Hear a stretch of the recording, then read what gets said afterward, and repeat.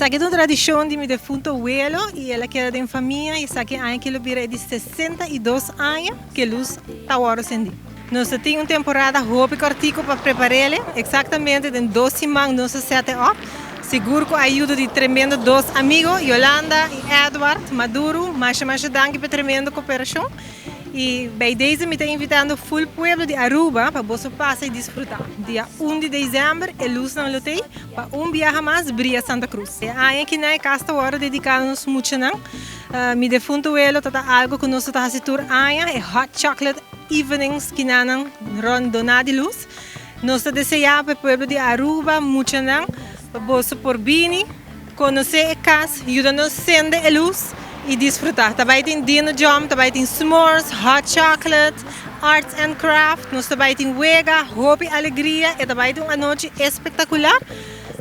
Tour de viernes e de sábado, de luna de dezembro, começando de 6 horas e nós vamos terminar para 8h30 da noite. Também tem também Richard da Bianco, que também conta história para muito não também, mas danke Richard para o tremendo apoio de sempre.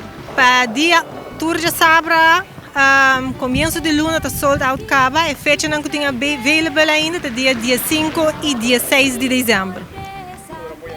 Não apoiamos na 563-0005 ou demanda WhatsApp na mesmo número.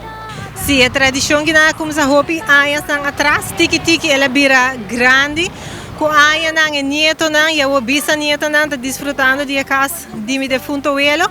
E esta é caminho que toda gente está chega junto para celebrar o fim de ano. Esta traz alegria, esta traz união familiar e nos espera de por share alegria que não temos com o povo de Aruba.